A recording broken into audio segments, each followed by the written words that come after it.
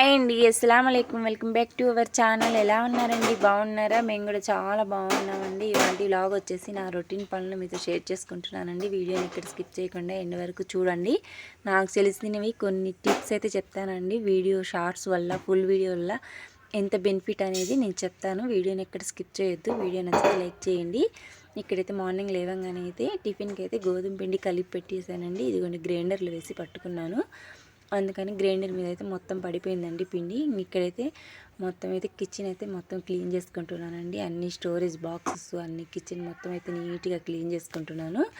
Okay అండి, full videos మనకు views రావట్లేదని అసలు బాధపడకండి. మనం రోజు వీడియోస్ అనేది అప్లోడ్ చేయాలండి. మన పని మనం చేసుకుంటూనే వెళ్ళాలండి. అసలు వ్యూస్ రావట్లేదు, వీడియోస్ పెట్టొద్దని ఆలోచన ఉండొద్దండి. కంపల్సరీ ఇప్పుడు నా వీడియోస్లో అయితే కనీసం ఒక 10, 15, 20 మంది చూస్తారండి ఫుల్ వీడియోస్. ఏదో ఒక రోజు ఉపయోగపడతాయండి, దానివల్ల నష్టం అయితే ఏం లేదు.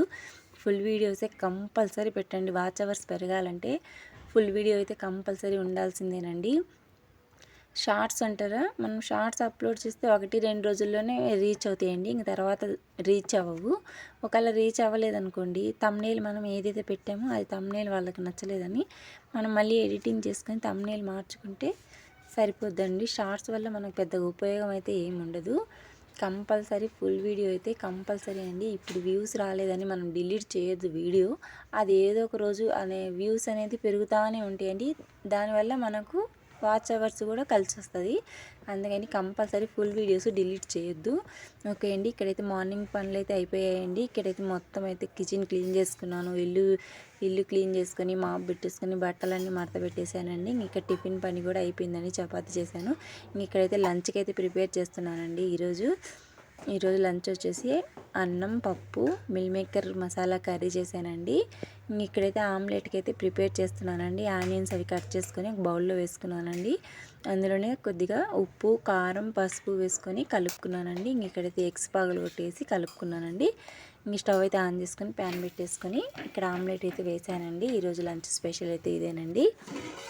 ఎందుకంటే వేడి వేడి రైసు, పప్పు, మజ్జిగ, మిల్ మేకర్ మసాలా కర్రీ చేశానండి. టేస్ట్ చాలా బాగుందండి. ఇక్కడైతే ఈరోజు మామిడికాయల సీజన్ అయితే స్టార్ట్ అయిపోయింది కదండి. సమ్మర్లో మామిడికాయలు తీసుకుని వచ్చారు మా వారు. ఇప్పుడైతే రేట్ అయితే చాలా ఎక్కువగానే ఉందండి. ఆయన తినాలన్నప్పుడు తెచ్చుకొని తినాలి కదండి. అయితే ఫస్ట్ ఇప్పుడే స్టార్టింగ్ కాబట్టి మరి అంత తీయగైతే ఏం లేవండి, నార్మల్గానే ఉన్నాయి. ఇక్కడైతే మామిడికాయలు అయితే కట్ చేసి పిల్లలకైతే పెట్టానండి, తిన్నారు. ఇక్కడైతే మా లంచ్ కూడా అయిపోయిందండి. ఈవినింగ్ నా పనులు అయితే రొటీన్గా చేసుకుంటున్నానండి. పచ్చిమిర్చి అవన్నీ ఒలిచి ఫ్రిడ్జ్లో అయితే పెట్టేశానండి. నైట్ డిన్నర్ కోసం ఇక్కడైతే బిర్యానీ చేశానండి. మీకు ప్రిపరేషన్ అయితే ఏం చూపించలేదండి. ఇదిగోండి చూడండి, వేడి వేడి చికెన్ బిర్యానీ అయితే రెడీ అయిపోయిందండి. బిర్యానీ రెడీ అయిపోయిన తర్వాత మనము ఫస్ట్ చేయాల్సింది నెయ్యి వేసుకోవాలండి. టేస్ట్ చాలా బాగుంటుంది. పైన నెయ్యి వేసుకొని తర్వాత కలుపుకోవాలండి. ఓకే అండి, వేడి వేడి చికెన్ బిర్యానీ అయితే రెడీ అయిపోయిందండి. ఓకే ఫ్రెండ్స్, ఇవాళ వ్లాగ్ అయితే ఇదేనండి. వ్లాగ్ నచ్చితే లైక్ చేయండి, షేర్